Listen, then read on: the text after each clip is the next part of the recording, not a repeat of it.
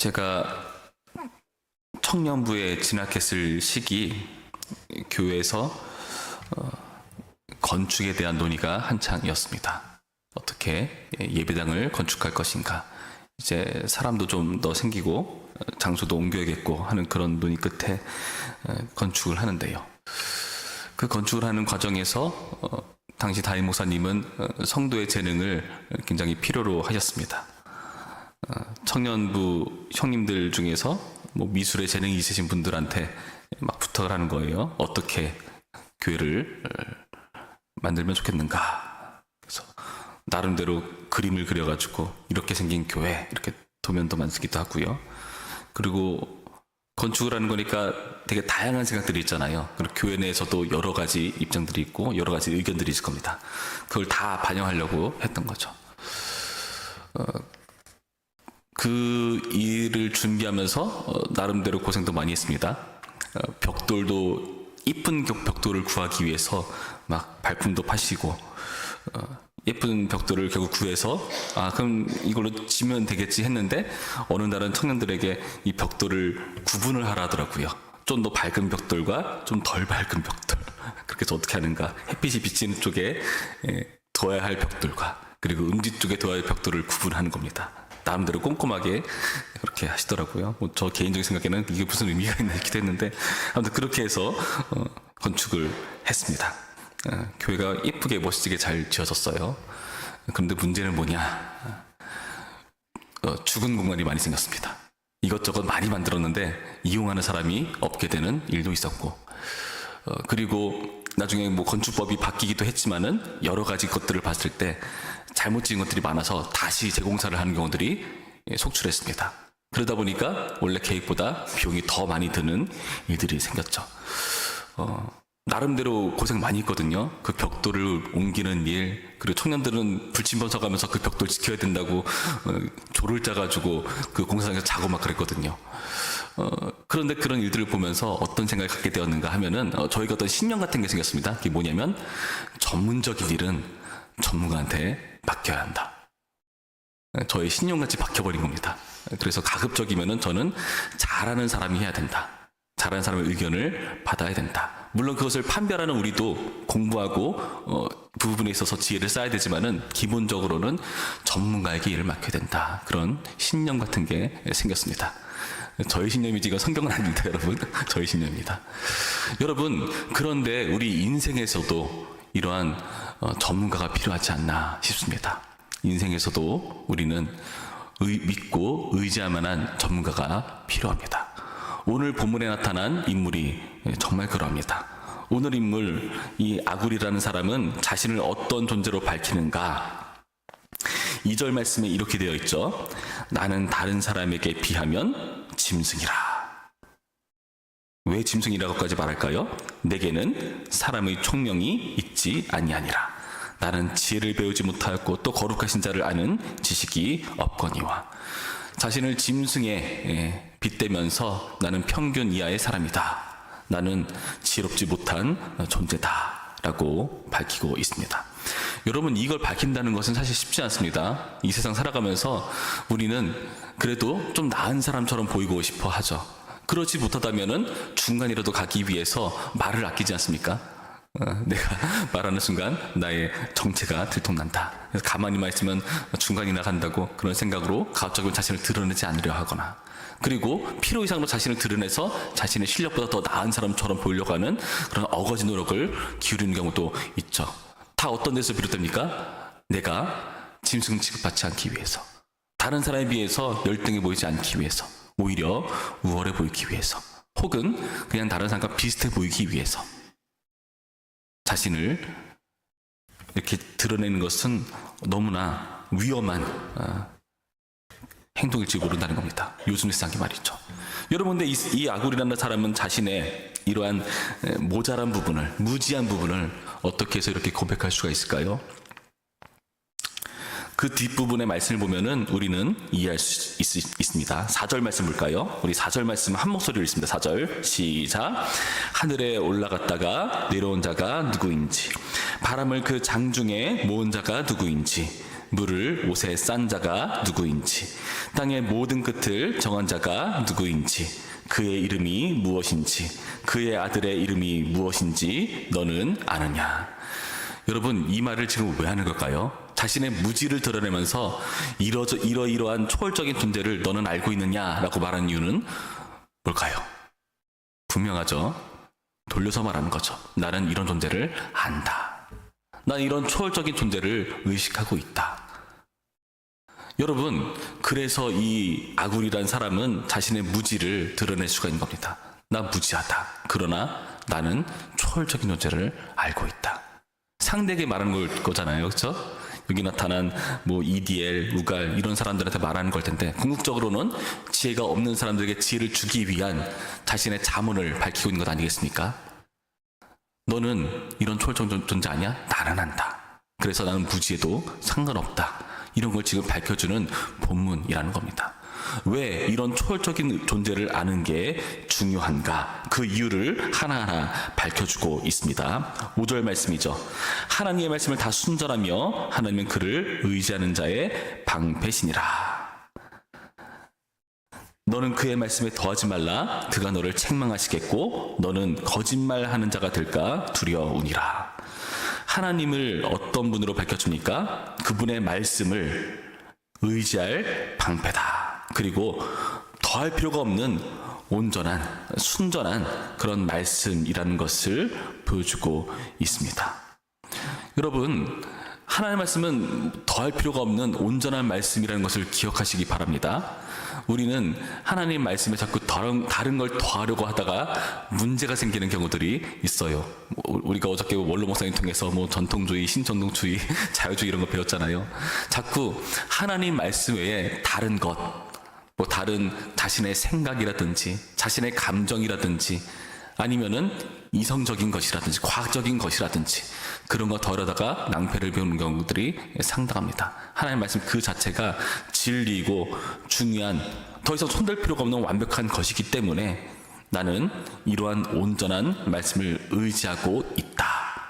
여러분, 이게 우리의 동일한 고백이 되기를 바랍니다. 여러분, 우리는요, 지혜가 부족합니까? 짐승처럼 무지해 보입니까? 괜찮습니다. 하나님의 말씀이 있는 자이기 때문에 그렇습니다. 여러분, 하나님의 말씀을 아는 것이 우리의 지혜가 됩니다.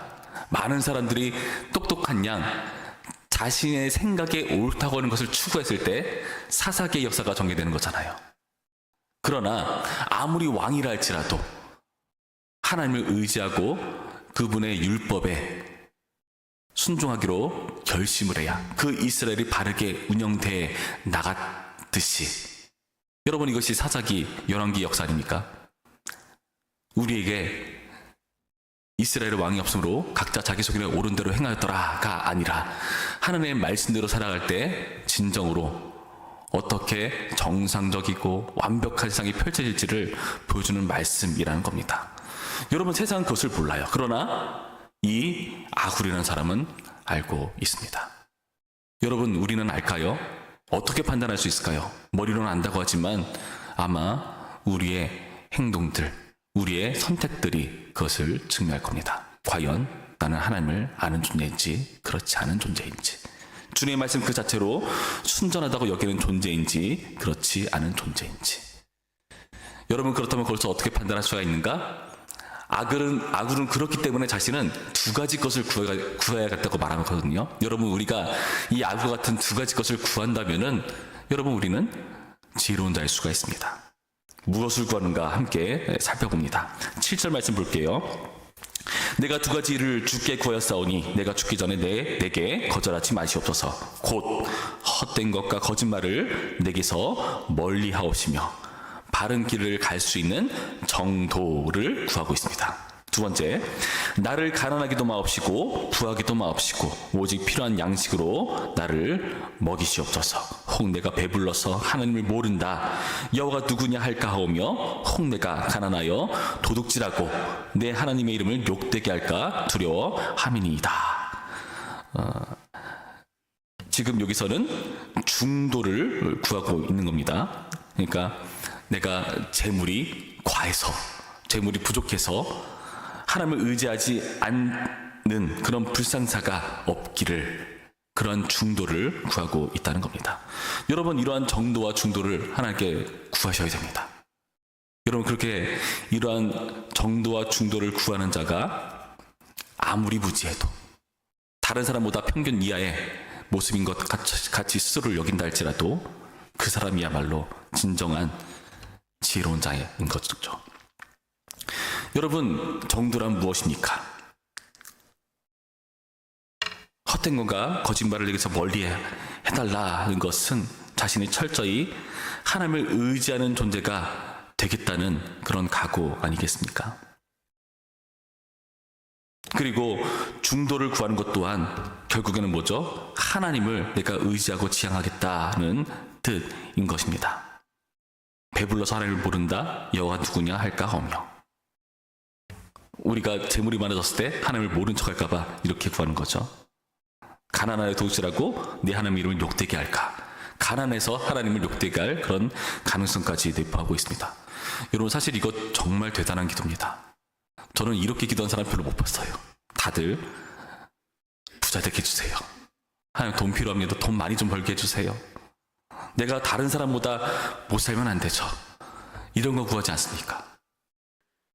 근데 여기 나타난 사람은요, 내가 부자가 되지 않아도 좋습니다, 가난하지 않아야 합니다 하면서 그 궁극적으로는 내가 하나님을 지향하고 하나님을 의지하겠다는 그런 신앙을 이렇게 정도와 중도로 표현하고 있기 때문입니다. 여러분, 우리가요 이렇게 하나님을 의지하는 존재가 되어야 합니다. 우리는 점점 하나님을 멀리하고 자꾸 내가 뭔가를 더 안다는 식으로 자꾸 하나님 말씀에 뭔가를 더 하려 하잖아요. 하나님 그래도 그건 아니잖아요. 하나님 그래도 이거는 세상에서 이렇게 하면은 패배자인데요. 하나님은 왜 그렇게 꼭 패배자처럼 세상 사람 보기에 찌질해 보이는 것처럼 사는 것을 그토록 하라고 하시는지. 하나님, 내가 집사되고 권사되는 거 세상 사람들 볼 때 정말 미련한 짓이에요. 얼마나 많은 시간을 뺏기겠고, 얼마나 많은 나의 체력과 정력을 낭비하겠고, 내가 하고 싶은 것도 제대로 못하고, 하나님, 난 그러고 싶지 않습니다. 여러분, 그렇게 구할지도 모릅니다. 그러나 여러분, 오히려 그런 것을 기회 삼으셔야 됩니다. 어떤 기회요? 하나님을 의지하는, 훈련하는 기회, 하나님을 철저히 붙드는 기회 삼아야 된다는 겁니다. 여러분, 그것이 바로 지혜로운 그런 일인 것입니다. 여러분, 우리는요 하나님을 지향하는 존재가 맞습니다. 왜일까요? 우리는 예수님을 아는 자이기 때문입니다. 여기 나타난 초월적인 존재, 과연 누가 있겠습니까? 이런 초월적인 존재를 하나님께서 우리에게 보내주셨습니다. 요한복음 3장 12절 13절 말씀에 의하면 예수님께서 자신을 이렇게 소개하세요. 하늘에서 내려온 자, 곧 인자 외에는 하늘에 올라간 자가 없느니라. 여러분, 우리는 이 인자 예수 그리스도를 아는 자이기 때문에 하늘의 일을 아는 자가 되었습니다. 더할 것 없는 완벽한 하나님의 말씀을 아는 자가 되었습니다. 여러분, 그래서 감사한 겁니다. 예수님께서 우리 가운데 찾아오셔서 너 무지하다고, 너 둔하다고, 어제 임직식 때 들었던 것처럼 네가 모세처럼 말도 잘 못한다고, 오히려 그런 기회가 하나님을 의지하는 그런 기회가 되기 때문에 여러분, 우리에게 일을 맡기시고 우리에게 무지하고 자격 없는 우리에게 이런 일을 하라고 말씀하시는 겁니다. 부디 오늘의 말씀을 통해서 하나님을 의지하고 하나님을 지향하면서 중도와 정도를 구하는 우리가 되기를 바랍니다. 아마 내일 살펴보게 되겠지만 10절 이하의 말씀을 보면은 계속해서 지혜와 거리가 멀어 보이는 사람들의 모습을 보여줍니다. 비방자, 불효자, 패역자, 위선자, 교만한 자, 착취자 등등에 대한 내용이 내일 다룰 본문에서 나올 겁니다. 여러분, 잘 생각해볼까요? 과연 누가 무지한 자일까요? 세상은요, 자신의 힘을 과시하는 것을 세상의 지혜, 처세술로 여길지 모르겠으나 우리는 그 반대라는 것을 믿으시기 바랍니다.